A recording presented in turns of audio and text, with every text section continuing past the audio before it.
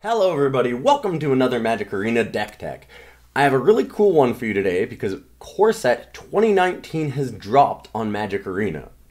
And that's given us access to a bunch of very cool cards.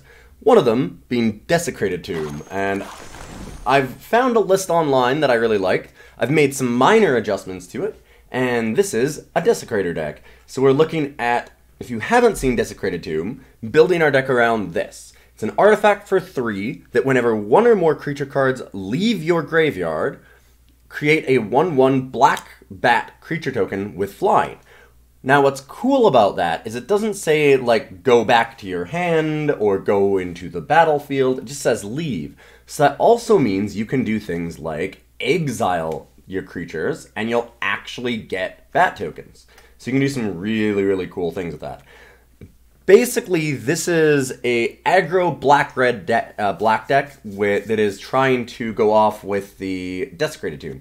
So we have a lot of low-cost creatures, a little bit of removal, and just kind of a bunch of synergies with our graveyards. So we've got Dread Wanderers, which are tapped creatures that can then be played again from your graveyard, because you can just do it at any time you have a sorcery, as long as you have one or fewer cards in hand.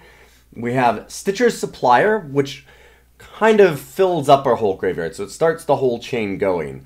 We're gonna be able to get a bunch of things into our grave that way, hopefully things like Dread Wanderer or Scrapheap Scrounger or Bone Dragon, which we'll get into in a minute. And that's a pretty useful little thing for us, just a nice little start off for our curve as well. Then we have, of course, Scrapheap Scrounger, which is kind of a staple of a lot of aggro decks at this point, because the card's really aggressive, hard to remove, it's kind of awesome, does a bunch of different things. We have some Reassembling Skeletons, because you can just constantly pull them back over and over and over, continuing to make bats, which is really nice.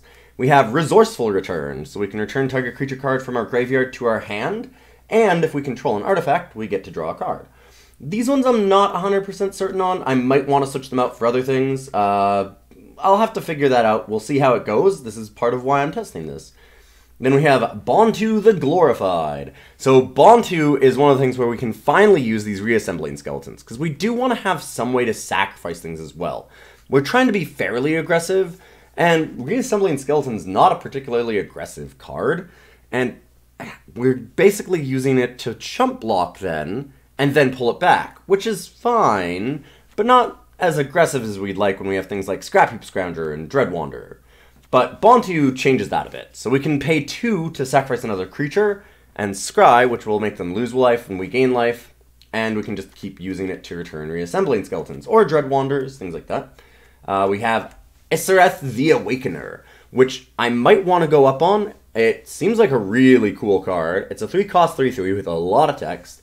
Basically, whenever it attacks, you can pay an amount of mana equal to a creature card in your graveyard, and you'll bring it back. It'll bring it back with a corpse counter on it, and if it would leave the battlefield at that point, then you exile it instead. So you can use it as another way to get a bunch of creatures out of your graveyard, and I think that card's, fairly aggressive, 3/3 for 3 with Death Touch. I like the idea of it. I'm not sure how often it'll get to attack. We'll test it out, see what happens. We have the Unlicensed Disintegrations as some removal, and of course the 4 Desecrated Tombs. And this one I really like. Rekindling Phoenix is already just such an awesome, hard-to-remove card, and it's so great with Desecrated Tomb. So every time that it dies, you get a 0/1 red elemental creature token, and at the beginning of your upkeep, you can sacrifice that creature and return Rekindling Phoenix back to play, and it gains haste. So it's really hard to remove, and every time that they kill it, you get bats with it. So Rekindling Phoenix is really sweet. Another sweet card is our other mythic, which is Bone Dragon. So Bone Dragon is a 5/4 flyer that when you have 7 other cards in your graveyard, you can pay 5 and exile them to return it back from your graveyard to the battlefield tapped.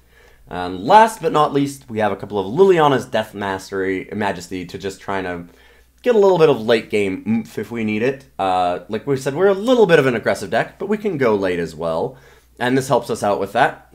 You've got the -3 that returns creatures from your graveyard to the battlefield immediately, and the plus helps put a bunch of things into your graveyard, which is fantastic, and make zombies. So both sides of Liliana works perfectly for our deck and what we're trying to do. After that, we have a bunch of non-basics. We've got some Canyon Sloughs and some Dragonskull Summits. Of course, you're going to want to play 4 of those. Canyon Slough, because it comes into play tapped, we're only running 3. We don't need that much red mana. And then 12 and 5. Our sideboard has a couple of different things for the control matchup, and then some for the aggro matchup. So we've got Duress, and we have Vraska's Contempt and Eldest Reborn as kind of, if they're going like more mid-range or a control deck. If it's a control deck, we might not want the Vraska's Contempt, depending on what they have for like creatures to kill us with. If they don't have, but it does get rid of those Planeswalkers of 2, remember?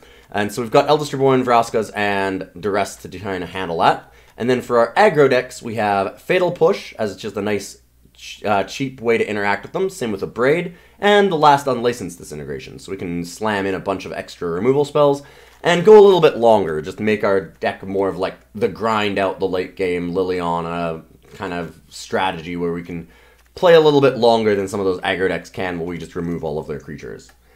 But that's our deck, and I'm going to run it through a few games here. We'll see how it does.